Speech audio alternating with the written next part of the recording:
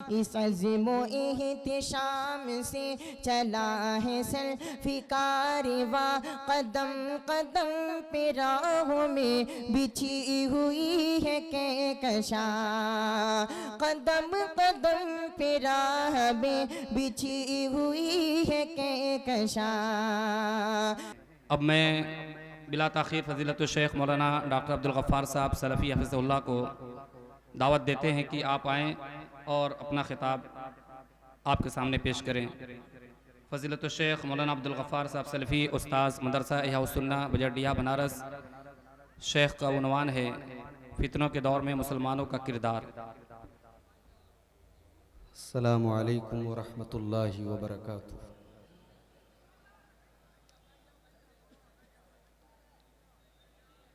अल्हम्दुलिल्लाह नहमदुहु व नस्तईनुहु व नस्तगफिरुहु व नऊज़ु बिल्लाहि मिन शुरूरि अनफुसिना व मिन सय्यिआति अअमालिना। मन यहदिहिल्लाहु फला मुदिल्ल लहु व मन युद्लिल फला हादिय लहु। व अशहदु अल्ला इलाहा इल्लल्लाहु वहदहु ला शरीक लहु व अशहदु अन्न मुहम्मदन अब्दुहु व रसूलुहु। या अय्युहल्लज़ीना आमनुत्तक़ुल्लाहा हक़्क़ तुक़ातिही वला तमूतुन्न इल्ला व अंतुम मुस्लिमून। या अय्युहन्नासुत्तक़ू रब्बकुमुल्लज़ी ख़लक़कुम मिन नफ़्सिन वाहिदा व ख़लक़ मिन्हा ज़ौजहा व बत्त मिन्हुमा रिजालन कसीरन व निसाआ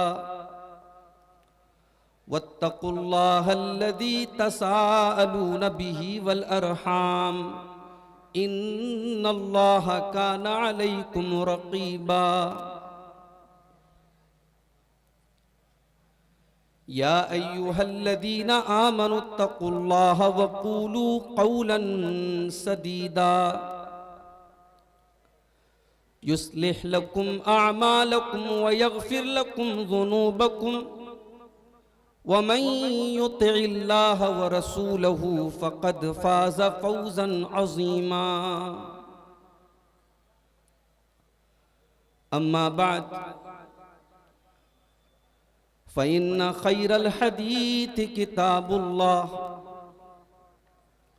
व खैरल हदी हदी मुहम्मदिन सल्लल्लाहु अलैहि वसल्लम व शर्रल उमूरि मुहदसातुहा व कुल्ल मुहदसतिन बिदअह व कुल्ल बिदअतिन दलालह व कुल्ल दलालतिन फिन्नार। अऊज़ु बिल्लाहि मिनश शैतानिर रजीम। बिस्मिल्लाहिर रहमानिर रहीम।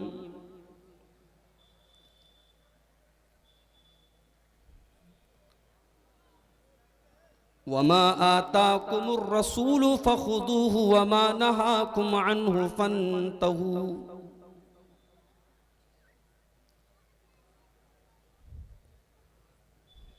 सदर मोहतरम, स्टेज पर जलवा फरोज काबिल एहतराम उलमाए किराम, इस अज़ीम शान इजलास आम में मुबारकपुर और उसके अतराफ़ व अकनाफ से आए हुए मोहतरम सामीन व सामियात, इस प्रोग्राम के नाज़िम हमारे अज़ीज़ दोस्त शेख हाफिज़ सईदुर रहमान सलफ़ी हफ़िज़हुल्लाह ने अभी बताया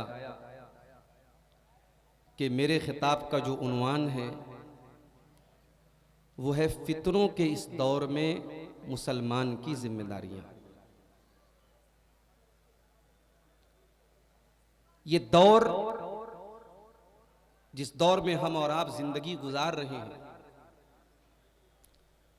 ये कयामत के करीब का दौर है। कयामत की जो निशानियां अल्लाह के नबी सल्लल्लाहु अलैहि वसल्लम ने बयान फरमाई थी, एक एक करके वो निशानियां जाहिर हो रही हैं। और जिन फितनों की तरफ अल्लाह के नबी सल्लल्लाहु अलैहि वसल्लम ने इशारा किया था, वो फितने भी एक एक करके जाहिर हो रहे हैं, नुमाया हो रहे हैं। फितना किसको बोलते हैं? फितने का मतलब होता है कोई ऐसी चीज जिसके जरिए आपको आजमाया जाए। अरबी जुबान में जब सोने को आग पर तपाया जाता है और सोने के मैल और कुचैल से सोने को पाक किया जाता है, इस प्रोसीजर को भी अरबी में फत्न बोलते हैं, जिससे फितना का लफ्ज बना है। गोया हर दौर में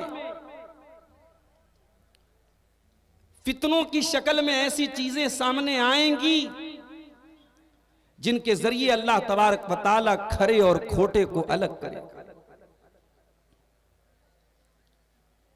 यही वो बात है जिसका तस्करा अल्लाह ताला ने सूरतुल अनकबूत की इब्तिदाई आयत में किया। अलिफ लाम मीम अहसिबन्नासु अन युतरकू अन यकूलू आमन्ना वहुम ला युफ्तनून वलक़द फ़तन्नल्लज़ीन मिन क़ब्लिहिम। क्या लोगों ने ये समझ रखा है कि वो जबान से ये कहने के बाद कि हम ईमान ले आए, हम मुसलमान हो गए, हम मोमिन हो गए, क्या लोगों ने ये समझ लिया है कि ईमान का रास्ता कबूल करने के बाद उन्हें आजमाया नहीं जाएगा, उन्हें फितनों की भट्टी में तपाया नहीं जाएगा? अगर ऐसा लोगों ने समझ लिया है तो गलत समझा है।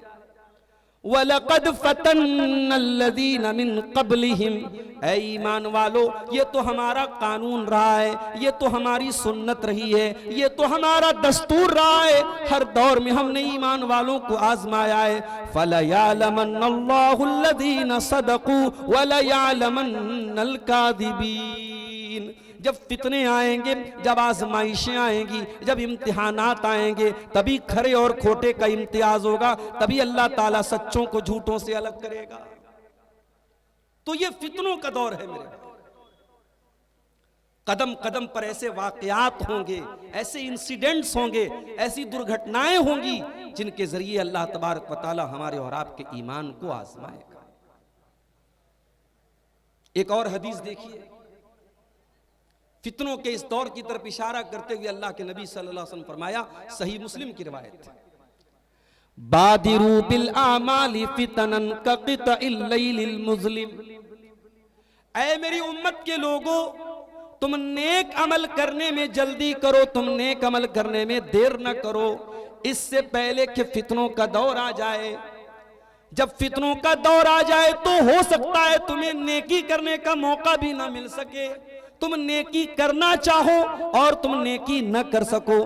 बादिरू बिल आमाली फितनन कक़ितइल लैलिल मुज़लिम। जैसे अंधेरी रात में आसमान में सिर्फ अंधेरे ही अंधेरे नजर आते हैं, ऐ मेरे सहाबा, ऐ मेरी उम्मत के लोगों, इस कदर फितनों का दौर आएगा कि फितनों के अंधेरे में तुम्हें ईमान की रोशनी नजर नहीं आएगी। युस्बिहुर रजुलु मुमिनन व युमसी काफिरा।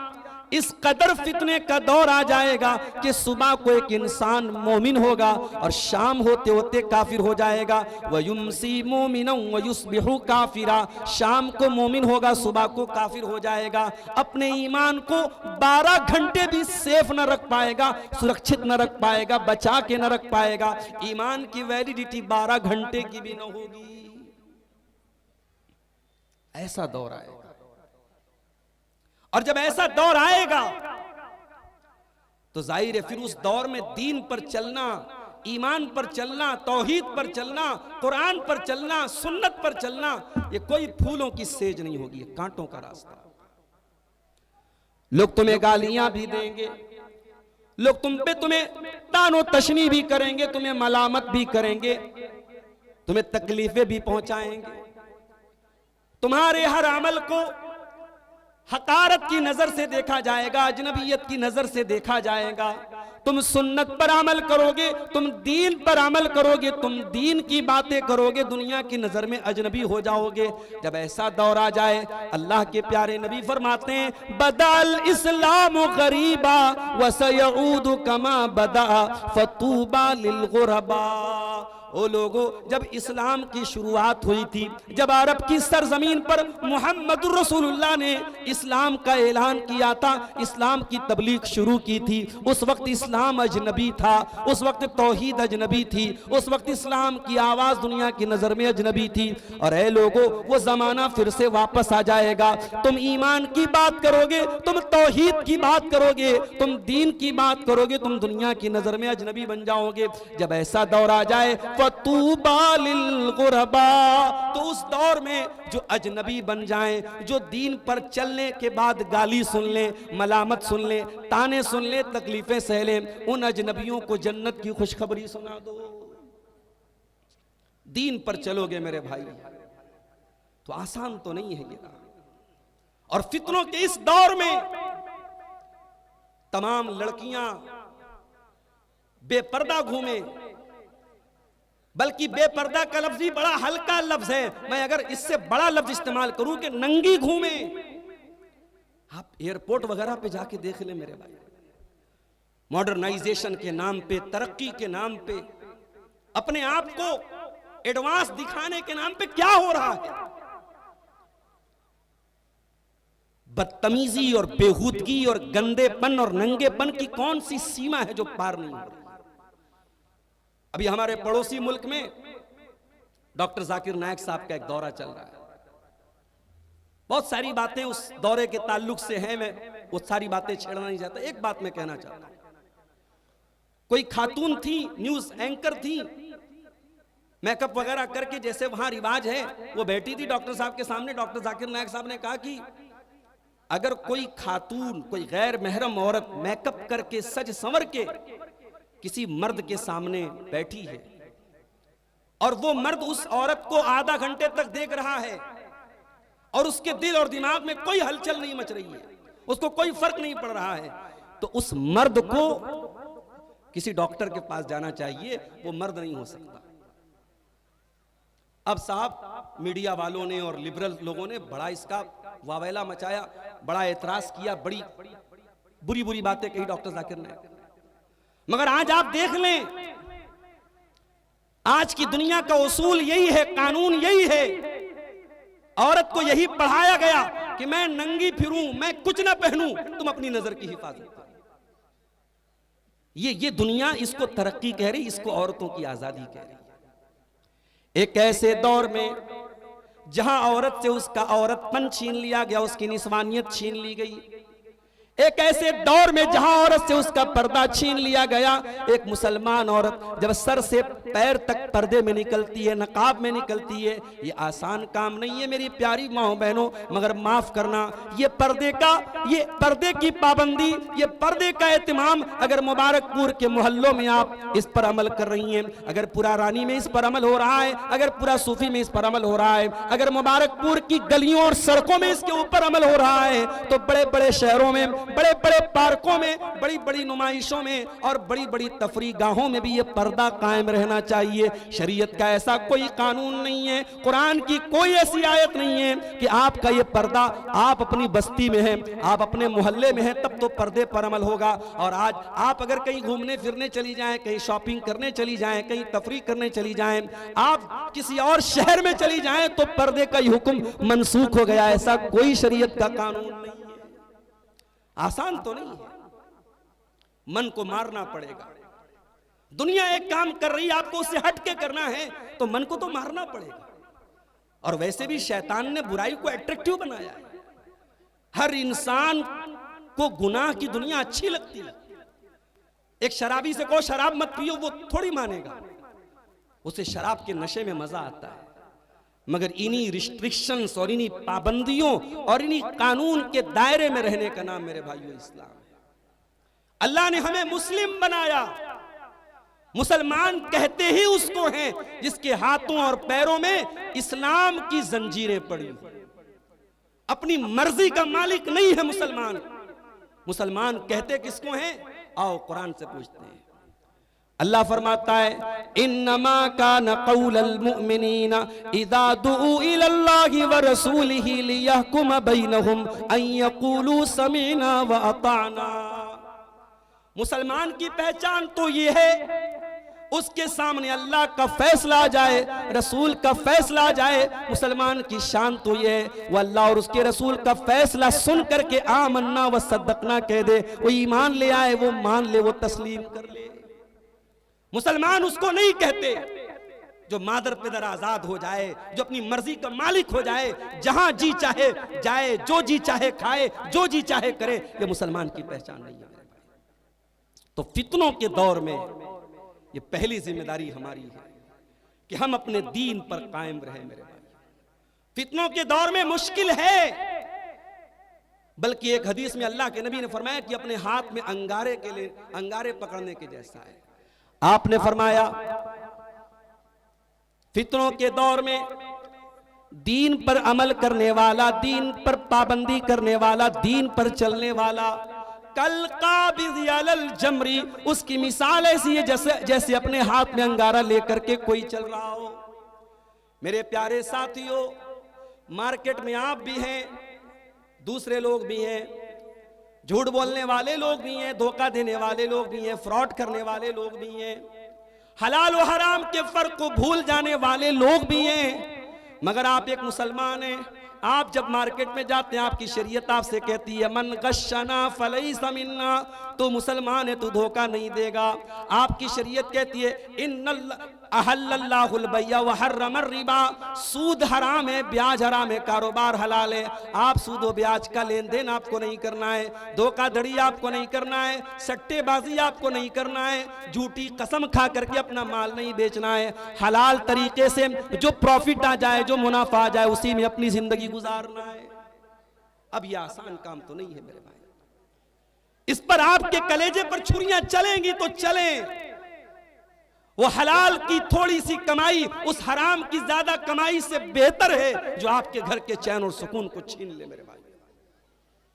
आज दुनिया सूद और ब्याज, अभी कल मुंबई में एक प्रोग्राम था, हमारी जमात के बड़े बड़े जय्यद उलमा, नुमाइंदा उलमा उसमें शरीक थे। तिजारत का इस्लाम ने क्या निज़ाम पेश किया है, उसके ताल्लुक से मुख्तलिफ मौज़ूआत पर उलमा के बयानात थे। और आप यकीन करें, मुंबई के अंदर बयान हो रहा है और गुजरात के कोने कोने से वहाँ मौजूद, आंध्र प्रदेश के कोने कोने से लोग वहाँ आए थे, वहाँ कर्नाटक के कोने कोने से लोग आए थे। यानी आज भी हमारे समाज में एक तबका ऐसा है जो चाहता है कि हमें हलाल बताया जाए, हम हराम से अपने दामन को बचा लें, हम गुनाह से अपने दामन को बचा लें। इस मार्केट में अगर बेईमान लोग ज्यादा हैं तो यकीनन ज्यादा हैं, मगर ईमानदार लोग भी ठीक हैं, आटे में नमक के बराबर हैं, मगर हैं। और यही वो लोग हैं मेरे प्यारे साथियों जिनकी तरफ इशारा करते हुए अल्लाह के नबी ने फरमाया फतूबा लिल गुरबा, दीन पर अमल करने की वजह से अगर इनको तकलीफें उठानी पड़े, इनको अजनबी समझा जाए, तो ये अजनबी बन जाएं, इनको मैं जन्नत की बशारत देता हूं। इस दौर का सबसे बड़ा फितना शिर्क का फितना है। आपके इसी उत्तर प्रदेश की एक बहुत बड़ी मुसलमान लीडर है, एक खातून है जिसके बाप भी बहुत बड़े सियासी लीडर थे। इलेक्शन में जीत करके वो खातून आती हैं, वल्लाह हमारे दिल को खुशी होती है, हमें अच्छा लगता है। चलो हमारी कौम के कुछ लोग पार्लियामेंट के अंदर भी जाकर के हमारी कम्युनिटी की नुमाइंदगी करेंगे, मगर बड़े अफसोस के साथ कहना पड़ता है कि ये मुस्लिम सियासी लीडरान अपनी पॉलिटिक्स को बचाने के लिए, अपनी सियासत को बचाने के लिए अपने दीन और ईमान और अकीदे से कॉम्प्रोमाइज करते हैं। उस मुस्लिम खातून लीडर के वीडियोस मैंने देखे, वो बुत के आगे भी सजदा कर रही है, वो गैरुल्लाह के आगे भी अपने सर को झुका रही है, वो उसका भी उद्घाटन कर रही है और उसको अपनी पॉलिटिक्स का हिस्सा समझ रही है। मेरे प्यारे भाइयों, एक मुसलमान की शान तो ये होनी चाहिए, सर का ताज चला जाए तो चला जाए, उसकी मिंबर उसकी पार्लियामेंट की मिंबरी चली जाए, उसके गांव की प्रधानी चली जाए, उसकी मिनिस्ट्री चली जाए, दुनिया की सारी दौलत चली जाए, ईमान को बचा लिया जाए, तौहीद को बचा लिया जाए। और यही वो बात थी जो अल्लाह के प्यारे नबी ने अपने बड़े महबूब साहबी हजरत मुआज इब्ने जबल से कही थी, ला तुशरिक बिल्लाह, ऐ मुआज इब्ने जबल, तू कभी अल्लाह के साथ किसी को शरीक न करना। वह इन कुतिलता वह हुर्रिकता, अगर तुझे कत्ल कर दिया जाए, तेरे टुकड़े टुकड़े कर दिए जाए, तुझे जला दिया जाए, ऐ मुआज इब्ने जबल, तब भी तू अल्लाह के साथ किसी को शरीक न करना। तौहीद से बढ़ के कुछ नहीं है मेरे भाई। मुसलमान की पहचान उसकी तौहीद है। चंद टकों के बदले, दुनिया के चंद नारों के बदले, दुनिया की चंद कुर्सी और ओहदे के बदले अपने ईमान का कोई सौदा कर ले, अपनी तौहीद से समझौता कर ले, ऐसे मुसलमान पर धिक्कार है मेरे भाई। अपने ईमान की हिफाजत करो। ये पेशानी अल्लाह ने हमारे जिस्म में बड़े टॉप पर बनाई है। इस पेशानी की लाज ये है, ये पेशानी झुके तो उस जात के आगे झुके, जिस जात के आगे झुकने के बाद हम कहते हैं सुभान रब्बियल आला, परवरदिगार तू सबसे आला है, तुझसे बड़ा कोई नहीं, तुझसे आला कोई नहीं। ये सर हर दर पे झुकाने के लिए नहीं है मेरे भाई। और ये बात याद रखो, नबी की पेशिन गोई है, कयामत के पहले मुसलमान भी शिर्क में लतपत होगा, मुसलमान के अंदर भी शिर्क आएगा, मुसलमान के अंदर भी गैरुल्लाह के दर पे सर झुकाने का मामला आएगा। तिरमिजी की रिवायत है, अल्लाह के प्यारे नबी फरमाते हैं, ला तक़ूमुस्साअतु, कयामत उस वक्त तक नहीं आएगी, हत्ता तलहक़ क़बाइलु मिन उम्मती बिल मुशरिकीना, यहाँ तक कि मेरी उम्मत के बहुत सारे कबीले मुशरिकों के साथ मिल जाएंगे। व हत्ता याबुदुल औसान, मेरी उम्मत के अंदर भी बुतों की इबादत होगी, गैरुल्लाह की इबादत होगी। इसको और खुले लफ्जों में अल्लाह के प्यारे नबी ने अपनी वफात से पहले अपनी उम्मत को समझाते हुए फरमाया था, लानल्लाहुल यहूद वन नसारा इत्तखज़ू कुबूर अंबियाइहिम मसाजिद, अल्लाह की लानत हो यहूद और नसारा के ऊपर, उन्होंने अपने नबियों की कब्रों पर सजदा करना शुरू कर दिया। आय अल्लाह तू मेरी कब्र के ऊपर तू बुत न बनने देना, आय अल्लाह तू मेरी कब्र के ऊपर लोगों को सजदा करने न देना, मेरी कब्र को तू सजदा का न बनने देना। तो इस उम्मत के लिए सबसे बड़ा फितना मेरे भाइयों शिर्क का फितना है, कुफ्र का फितना है। यकीन करें आप, मुल्क के हालात जिस तेजी से बदल रहे हैं, आने वाले 10-15 सालों के बाद इर्तिदाद की इतनी बड़ी लहर हमारे समाज को अपनी चपेट में लेने वाली है, जिसका आप अंदाजा नहीं कर सकते। अगर हमारी तौहीद मजबूत नहीं रही, हमारी फाउंडेशन मजबूत नहीं रही, हमारे ये बच्चे और बच्चियां जिन्होंने कॉन्वेंट में, स्कूलों में, कॉलेजों में तालीम तो हासिल कर ली, दुनिया के हिसाब से वेल एजुकेटेड बन गए, वेल क्वालिफाइड बन गए, पढ़े लिखे बन गए, मगर उनकी बुनियादों में तौहीद नहीं है, उनकी बुनियादों में अकीदा नहीं है, उनको मालूम नहीं तौहीद क्या है, शिर्क क्या है। बड़ी आसानी से उनको इर्तिदाद की तरफ लेके जाया जाएगा और वाकयात शाहिद हैं, हालात शाहिद हैं। अब ये इर्तिदाद की लहर पहले मुंबई तक थी, पहले दिल्ली तक थी, पहले मेट्रो सिटीज तक थी, अब मऊ, मुबारकपुर और बनारस जैसे छोटे छोटे शहरों तक इर्तिदाद की ये लहर पहुंच चुकी है और आपके स्कूलों और कॉलेजों के कैंपसेस तक पहुंच चुकी है। मेरे भाइयों, इस दौर का सबसे बड़ा फितना ईमान के लुटने का फितना है। अपने ईमान को बचा के रखो, अपनी तौहीद को बचा के रखो। हम गरीबों के पास दुनिया में कुछ ना हो, हम झोपड़ी में रहते हो, हमारे पास पहनने को ढंग के कपड़े ना हो, खाने को रोटी ना हो, अगर हमारे पास ईमान है, हमारे पास तौहीद है और उसी गुर्बत में मर गए, तो कम से कम कल कयामत के दिन अल्लाह की बारगाह में हम ये तो कह सकते हैं, आय अल्लाह मैं कुछ नहीं लेके आया, तेरी तौहीद लेके आया हूं, तेरा ईमान लेके आया हूं, मैंने कभी शिर्क नहीं किया, कभी तौहीद से समझौता नहीं किया। ये सबसे बड़ी दौलत है मेरे भाइयों, इस तौहीद की हिफाजत। इस दौर का एक बहुत बड़ा फितना बिदात और खुराफात का भी फितना है। हर महीने में कोई नई बिदअत, कोई नया काम जो दीन के नाम पे दीन के अंदर एंटर किया गया, दाखिल किया गया, दीन को बिदात और खुराफात का मजमुआ बना दिया गया। शायर को कहना पड़ा, वो दी जिससे तौहीद फैली जहां में, वो बदला गया आके हिंदोसिता में। मेरे प्यारे साथियों, इस उम्मत के लिए बहुत बड़ा फितना बिदात और खुराफात है। याद रखो, बिदात और खुराफात से अगर अपने आप को बचाना है, आपको यहां से लखनऊ जाना है, पूर्वांचल एक्सप्रेस का रास्ता बना है, मौलाना जरजीत साहब अभी उसी रास्ते से कार से आप 3 घंटे में लखनऊ से आजमगढ़ आ गए, मुबारकपुर आ गए। एक क्लियर रास्ता अगर आप किसी दूसरे शहर में जाने के लिए मौजूद हो, आप पगडंडियों पर नहीं जाएंगे, आप टेढ़े मेढ़े रास्तों पे नहीं जाएंगे। ओ लोगों, अल्लाह के प्यारे नबी ने जन्नत में जाने का एक रास्ता 1400 साल पहले हमको दे दिया है, और वो रास्ता दे करके आपने फरमाया तरक्तुकुम अलल बैदा लैलुहा कनहारिहा।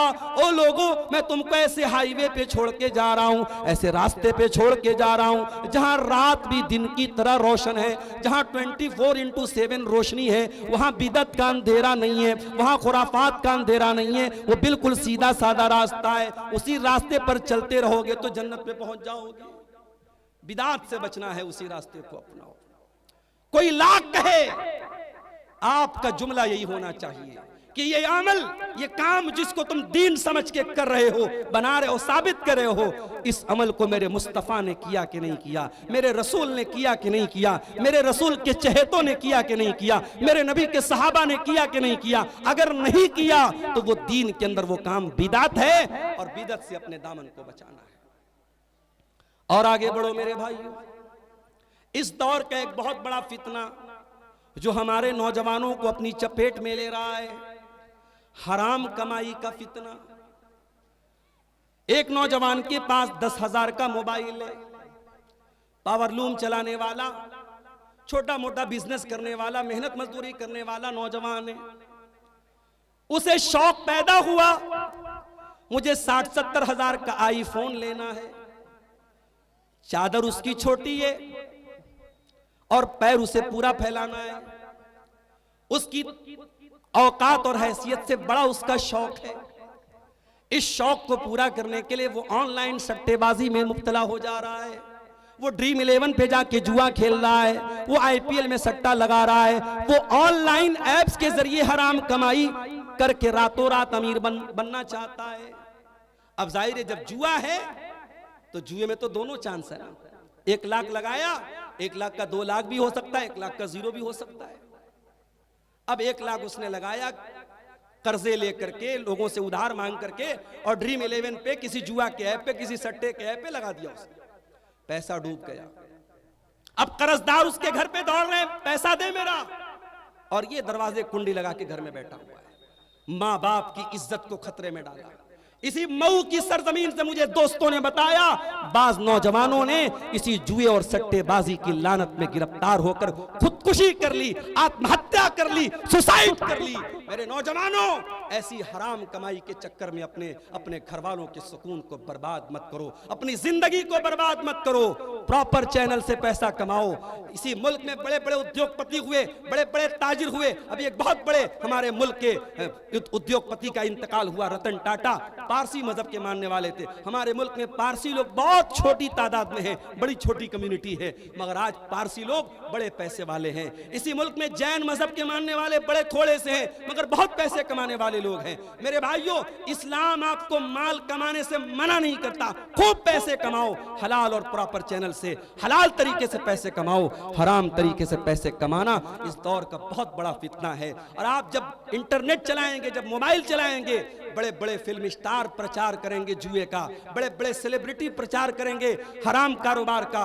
आपको अल्लाह से डरना है और हराम से बच करके अपने आप को हलाल में लगा के रखना है। अल्लाह के प्यारे नबी ने फरमाया, याती अलन्नासी ज़मानुन ला युबालिल मर्उ मिन ऐना अख़ज़ल माल। एक ऐसा जमाना भी लोगों पर आने वाला है जब माल कमाने के सिलसिले में लोग भूल जाएंगे कि माल कहां से आ रहा है, हलाल तरीके से आ रहा है या हराम तरीके से आ रहा है। इस दौर का एक और बहुत बड़ा फितना है, इस्लाम को गालियां दी जाएंगी, आपके नबी का नाम लेकर के आपके नबी के खिलाफ जहर भरी बातें कही जाएंगी, और रिएक्शन में आकर के, प्रतिक्रिया के तौर पे, रद्द अमल के तौर पर अगर कोई आपने काम किया तो फौरन आपके खिलाफ कानूनी कार्रवाई करने के लिए भी लोग खड़े हैं।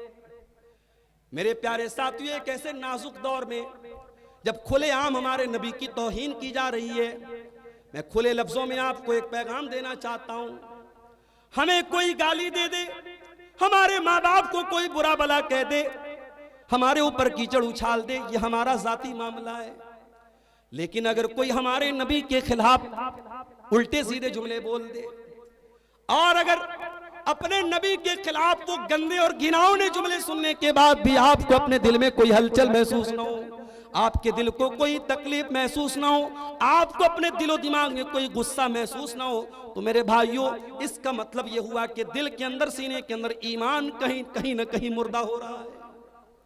हमारी अपनी जाने, हमारे जानो माल, हमारे माँ बाप, हमारी इज्जतों कुर्बान है हमारे रसूल की नामूस के ऊपर। मेरे अजीज, हम इससे समझौता नहीं कर सकते। हमारे नबी को बुरा भला कहा जाए, हम इसे गवारा नहीं कर सकते। यह मैसेज दुनिया तक जाना चाहिए, यह मैसेज हुकूमतों तक जाना चाहिए कि हमें तुमने कहा, हमने गवारा कर लिया, हमारे नबी के खिलाफ बोलोगे और ये सोचोगे कि हम बर्दाश्त कर लें, ये नहीं हो सकता। हाँ, हम कानून तोड़ने वालों में से नहीं हैं, हम अराजकता फैलाने वालों में से नहीं हैं, हम फसाद करने वालों में से नहीं हैं, मगर हाँ हमारा ईमान ये है, अन्नबिय्यु औला बिल मोमिनीन मिन अनफुसिहिम, हमारे नबी हमें अपनी जान से ज्यादा प्यारे हैं। तुम हमें गालियां दे दो, हम गवारा कर लेंगे, लेकिन हम अपनी जानें कुर्बान करने के लिए तैयार हैं अपने रसूल की नामूस पर। मेरे अजीजों, मेरे साथियों, इस दौर का एक बहुत बड़ा फितना यह भी है कि आपके नबी को, आपके दीन को, आपके कुरान को मुख्तलिफ तरीकों से तौहीन की जाएगी, बुरा भला कहा जाएगा। इस ऐसे दौर में आपकी जिम्मेदारी क्या बनती है? आपकी दो बड़ी बड़ी जिम्मेदारी है। एक तो यह है कि आप दुनिया के सामने कुरान का सही इंट्रोडक्शन पेश करें, आप दुनिया के सामने नबी की सही सीरत पेश करें। ये नबी को गाली बकने वाले, ये कुरान को जलाने वाले, इन्होंने कुरान पढ़ा होता तो कभी कुरान को न जलाया होता। मेरे नबी के खिलाफ जहर बकने वालों ने अगर वाकई में मेरे नबी की सीरत को पढ़ा होता, तो जैसे महात्मा गांधी ने मेरे नबी की शान में कसीदे पढ़े हैं, जैसे दुनिया के बड़े बड़े लीडरों ने मेरे नबी की शान में कसीदे पढ़े हैं, इन दुश्मनों ने भी पढ़े होते। मसला यही है मेरे भाइयों, इन्होंने नबी को पढ़ा नहीं, इन्होंने नबी को जाना नहीं, और हमने कभी नबी की शान को दुनिया के सामने सही तरीके से बयान नहीं किया। एक काम तो हमें यह करना है, इस्लाम को, कुरान को, नबी को इंट्रोड्यूस कराना है, और दूसरा काम यह करना है कि एक कौम की हैसियत से, एक कम्युनिटी की हैसियत से हमें अपने आप को अपने नबी के नक्शे कदम पे चल के दिखाना है। अपने नबी का किरदार, आप कारोबार भी करें, आप बिजनेस भी करें, आप नौकरी भी करें, आप दुनिया के किसी भी कोने में चले जाएं, आपका रहन सहन, आपकी बोलचाल, आपकी गुफ्तगू, आपका कैरेक्टर ये बताए कि मोहम्मद रसूलुल्लाह के मानने वाले हैं, ये इस्लाम के मानने वाले हैं। दूसरों को तकलीफ देना और दूसरों की राह में रोड़े अटकाना, ये मेरे नबी की शान और मेरे नबी का तरीका नहीं है मेरे भाई। इससे पहले कि मैं बात आगे बढ़ाऊं, हमारे कुछ अहबाब बनारस से आए हुए हैं। मैं बनारस में भी हाल ही में एक प्रोग्राम हुआ था आज़ाद पार्क में, वहाँ भी मैंने ऐलान किया था कि बनारस में एक मस्जिद की ज़मीन खरीदी जा रही है। बड़ा अमाउंट है, 70-75 लाख का अमाउंट है। वो लोग बेचारे परेशान हैं, वो इलाका कमज़ोर लोगों का इलाका है। वो ताउन के लिए हमारे वो भाई आए हैं, शायद पीछे के उन्होंने स्टॉल लगाया भी, यहाँ पे एक हाजी साहब वहाँ के थे। आप हजरात आए हैं, जो भी ताउन हो सके उनका करते हुए जाएं। अल्लाह आप सबको इसकी तौफीक अता फरमाए।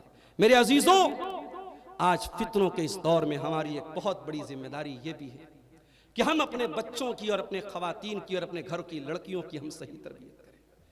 वल्लाह, आज संडे को, इतवार को, किसी भी त्योहार के दिन आप जब बाजारों में और मार्केटों में जब निकलते हैं और कोई मुसलमान औरत, कोई मुसलमान लड़की किसी मुशरिक के साथ, किसी गैर मुस्लिम के साथ, किसी इस्लाम के ना मानने वाले के साथ जब वो गलत हरकतें करते हुए या रंगरलियां करते हुए नजर आती है मेरे भाइयों, तो खून के आंसू रोने को दिल चाहता है। गमो गुस्से की एक कैफियत दौड़ जाती है कि हमारी कौम कहां पहुंच गई।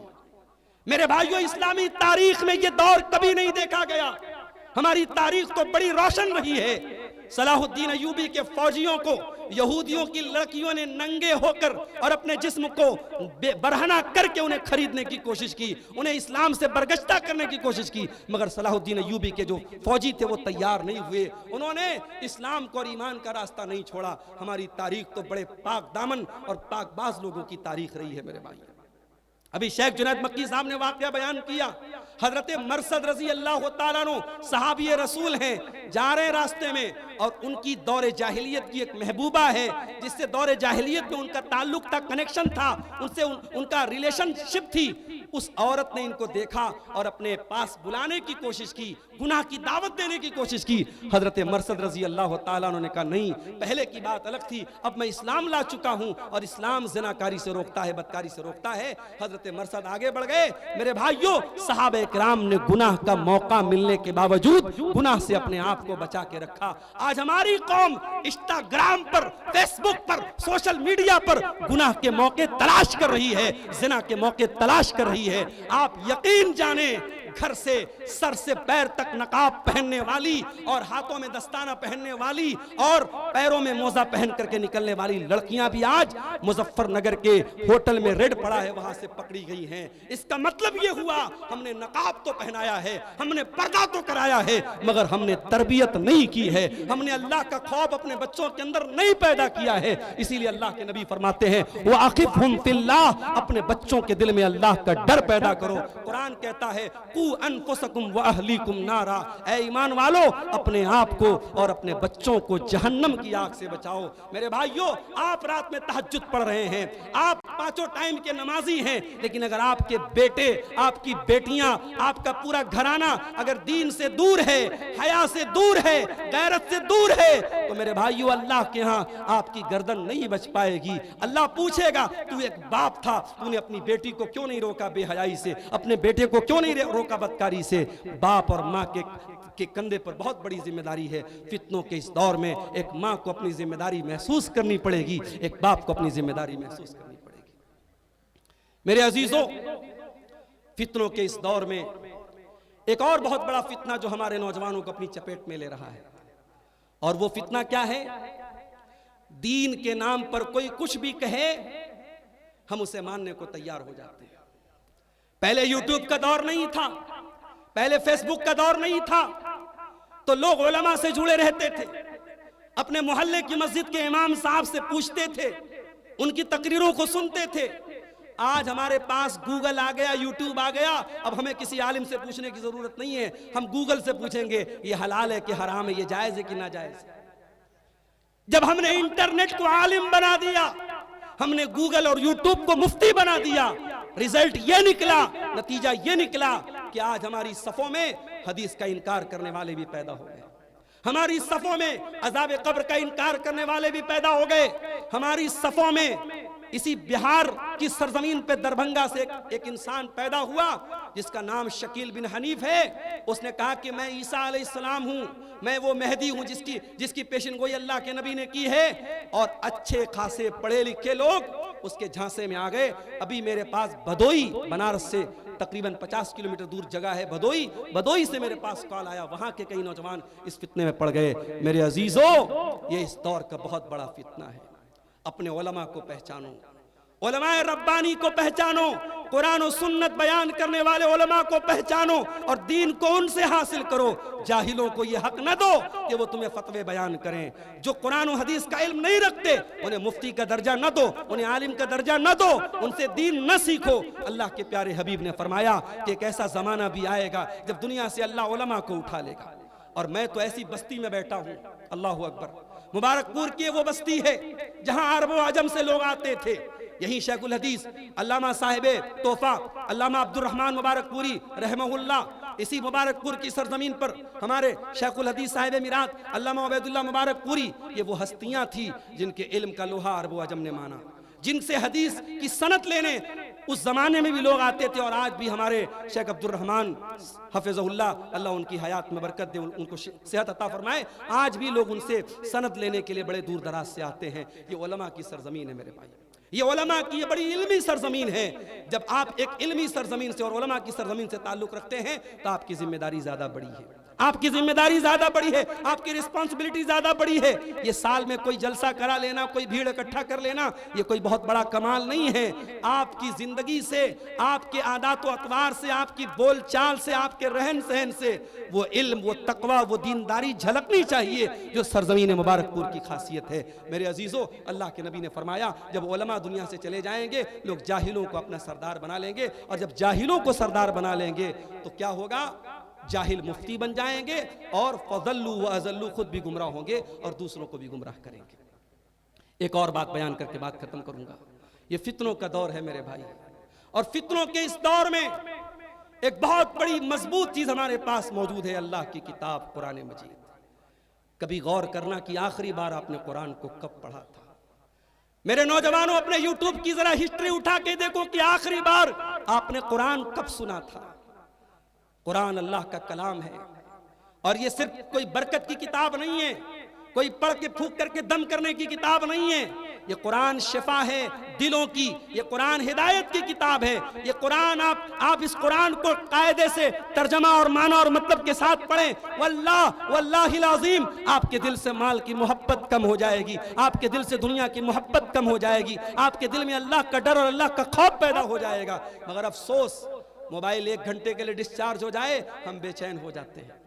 व्हाट्सएप पर एक घंटे के लिए नेट पैक बंद हो जाए, रिचार्ज खत्म हो जाए, हम बेचैन हो जाते हैं कि पता नहीं किसका किसका मैसेज आया होगा, किसकी किसकी कॉल आई होगी। ये कुरान अल्लाह की आखिरी कॉल है, ये कुरान अल्लाह का आखिरी पैगाम है। इस कुरान को हम पढ़ते नहीं, इस कुरान पर गौर नहीं करते। और अल्लाह कुरान में कहता है अफला यतदब्बरूनल कुरान अम अला कुलूबिन अक़फ़ालुहा, कि मेरे बंदो, जब तुम कुरान पर गौर नहीं करोगे और कुरान पर तदब्बुर नहीं करोगे तो तुम्हारे दिल लॉक हो जाएंगे, तुम्हारे दिलों पर ताले पड़ जाएंगे। और आज हमारे दिलों पर यकीनन ताले पड़ चुके हैं मेरे भाइयों। ये दिल लॉक हो चुके हैं, ये दिल पत्थर हो चुके हैं, ये दिल सख्त हो चुके हैं। कुरान की आयतें पढ़ी जा रही हैं, 2-2 घंटा तकरीरें हो रही हैं, रात में तकरीर सुनी, सुबह को जिंदगी नॉर्मल गुजर रही है, हमारी जिंदगी में कोई फर्क नहीं आ रहा है। मेरे भाइयों, दिल के इस ताले को खोलो, दिल की इस सख्ती को दूर करो, कुरान से अपना नाता जोड़ो।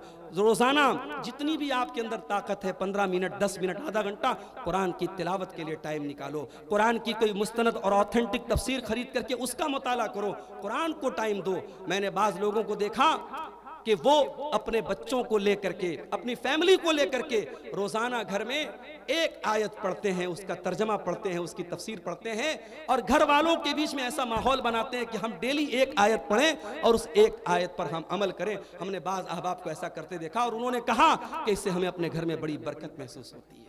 मेरे भाइयों, आज हमारी मस्जिदों में, अक्सर मस्जिदों में, हमारे अहले हदीसों की मस्जिदों में तो चलो अल्हम्दुलिल्लाह औरतों का इंतजाम है, हमारे दूसरे मसलक के भाइयों के यहाँ औरतों का कोई इंतजाम नहीं होता है।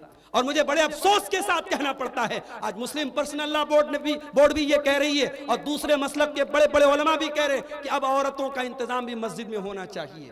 पहले के दौर की बात अलग थी, आज हमारी औरतों को गुमराह करने के लिए, भटकाने के लिए इंस्टाग्राम मौजूद है, फेसबुक मौजूद है, सोशल मीडिया मौजूद है। उन्हें दीन से जोड़ने का कोई प्लेटफॉर्म नहीं है। साल में एक घंटे की, 2 घंटे की तकरीर से आपकी औरतों की इस्लाह नहीं होगी। अपने घरों में ऐसा माहौल पैदा करो मेरे भाइयों, घरों में कुरान सुन्नत के दुरूस हों, घरों में कुरान हदीस पढ़ा जाए, आपके घर की औरतें कुरान हदीस को सुने, मसले मसाइल को जाने, सही गलत को जाने। इससे भी इंशाअल्लाह घर के माहौल में बहुत फर्क आएगा। अल्लाह के प्यारे नबी फरमाते हैं कि अपने घर वालों की तरबियत के लिए अगर लाठी भी उठाना पड़े, वला तरफा आसा कानुहुमा दबा, अगर मारना भी पड़े तो मारने से मत चूको। बच्चों से प्यार अपनी जगह है, बच्चों की तरबियत अपनी जगह है। जहां प्यार की जगह है वहां प्यार होना चाहिए, जहां मारने की जगह है वहां आप सख्ती भी कीजिए। मेरे अजीजों, फितनों के इस दौर में ये चंद हमारी जिम्मेदारियां हैं। आखिर में यही कहूंगा, शुरू में जो बात मैंने कही थी कि फितनों के इस दौर में हमारे लिए राह नजात यही रसूलुल्लाह का दिया हुआ मनहज और तरीका है मेरे भाई। वमा आताकुमुर रसूल फखुजूहु वमा नहाकुम अन्हु फंतहु, रसूल जो दे दे ले लो और रसूल जिससे मना कर दे रुक जाओ। यही पैगाम आज के इस स्टेज का है, इस प्रोग्राम से कोई दूसरा पैगाम नहीं। यही पैगाम है कि अपनी जिंदगी को इस ढर्रे पर गुजारो, इस नहज पर गुजारो कि जो रसूल दे दे उसे ले लो और रसूल जिससे मना कर दे उससे रुक जाओ। अल्लाह हम सबको इसकी तौफीक अता फरमाए। रब्बुल आलमीन हम सबको हर किस्म के फितनों से हम सबकी हिफाजत फरमाए। आमीन। व आखिर दावाना अल्हम्दुलिल्लाहि रब्बिल आलमीन। वस्सलामु अलैकुम व रहमतुल्लाहि व बरकातुहू। जज़ाकल्लाहु खैरन व अहसनल जज़ा। ये थे फ़ज़ीलतुश्शेख डॉक्टर अब्दुल गफ़्फ़ार साहब सलफ़ी हफ़िज़हुल्लाह, उस्ताद मदरसा याउस्सुन्ना जड़िया बनारस, जिन्होंने किताब व सुन्नत सहिया की रोशनी में बड़े ही बेहतरीन और ख़ूबसूरत अंदाज में आपके सामने ख़िताब फरमाया।